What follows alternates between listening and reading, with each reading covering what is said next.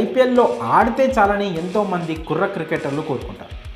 ఒక్క ఛాన్స్ వస్తే చాలు ప్రూవ్ చేసుకోవాలని ఎదురు చూస్తుంటారు. అయితే అవకాశాలు వచ్చినా వాటిని అందిపుచ్చుకొని రాణించిన వారు తక్కువే.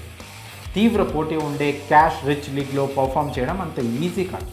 టాలెంట్ ఉన్న ప్రెషర్ను తట్టుకుంటూ రాణించడం అంటే మాటలు కాదు, కానీ అది నీళ్లు తాగినంత ఈజీ అని నిరూపించాడు క్రికెటర్. అతడే మయాంక్ యాదవ్. మనలో సత్తా ఉంటే ప్రపంచం దాసోహం అనాల్సిందే అనేలా అద్భుతమైన ఆట తీరుతో అందరి ఫోకస్ను తన వైపుకు తిప్పుకున్నాడు మయాంక్. బుల్లెట్ స్పీడ్తో బంతులు వేస్తూ బ్యాటర్లకు కునుకు లేకుండా చేస్తున్నాడు. అయితే ఓవర్ నైట్ స్టార్గా మారిపోయిన మయాంక్ వెనుక ఓ అదృశ్య శక్తి ఉందని చాలామందికి తెలియదు. మయాంక్ యాదవ్ 2 మ్యాచ్లతో స్టార్ అయిపోయాడు. అతడి బౌలింగ్ వీడియోలను ఒకటే పనిగా చూస్తున్నారు ఆడియన్స్. మయాంక్ కోసమైనా లక్నో మ్యాచ్లు చూడాలని అనుకుంటున్నారు. త్వరలో అతడు భారత జట్టులోకి రావాలని బలంగా కోరుకుంటున్నారు. అవకాశం వస్తే మయాంక్తో సెల్ఫీలు దిగాలని, అతడి ఆటోగ్రాఫ్ తీసుకోవాలని ఎదురు చూస్తున్న వారికి లెక్కే లేదు. అయితే 2 మ్యాచ్ల్లో సూపర్గా బౌలింగ్ చేయడంతోనే మయాంక్ అంటే ఏంటో అందరికీ తెలిసి వచ్చింది. కానీ అతనిలోని టాలెంట్ను ఏడాది కిందే పసిగట్టాడు South Africa legend Morne Morkel. Lucknow super జైంట్స్కు బౌలింగ్ కోచ్గా సేవలు అందిస్తున్న ఆయన మయాంక్ను గుర్తించి టీంలోకి తీసుకొచ్చాడు. ఏడాది కాలం నుంచి అతన్ని సానబెడుతున్నాడు మార్కెల్.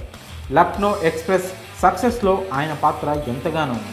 భీకరమైన వేగంతో బంతులు సంధించే సత్తా మయాంక్ సొంతం. కానీ లైన్ అండ్ లెంత్ విషయంలో అతడు మరింత మెరుగుపడాలని మార్కెల్ భావించాడు. అందుకే నిరంతరం ప్రాక్టీస్ చేయించాడు. మయాంక్ అంత వేగంతోనూ ఖచ్చితమైన లైన్ అండ్ లెంత్తో బంతులు వేస్తున్నాడంటే దానికి కారణం మార్కెల్ ఇచ్చిన ట్రైనింగే. ఎలాంటి సిచ్యువేషన్లో అయినా బేసిక్స్కు కట్టుబడి తన బలాన్ని నమ్ముకొని ఎలా బౌలింగ్ చేయాలో నేర్పించాడు మార్కెల్. అందుకే వైడ్లు నో బాల్స్ లేకుండా క్రమశిక్షణతో బంతులు సంధిస్తున్నాడు మయాంక్. ఆయన ఇచ్చిన శిక్షణ వల్లే డెడ్లీ బౌన్సర్లతో బ్యాటర్లను పోయిస్తున్నాడు. మయాంక్ వెనుక కనిపించని శక్తిగా ఉన్న మార్కెల్ శిష్యుడి సక్సెస్పై ఫుల్ హ్యాపీగా ఉన్నాడు. కాగా గత సీజన్లలోనే మయాంక్ ఐపీఎల్లో ఎంట్రీ ఇవ్వాల్సింది. అయితే గాయం కారణంగా అతడు దూరమయ్యాడు. అయినా అతన్ని వదలకుండా టీంకు ప్రధాన ఆయుధంగా తయారు చేస్తూ వచ్చాడు మార్కెల్. మరి మయాంక్ను మార్కెల్ వెనుక నుంచి నడిపించడంపై మీ అభిప్రాయాలను కామెంట్స్ రూపంలో తెలియజేయండి.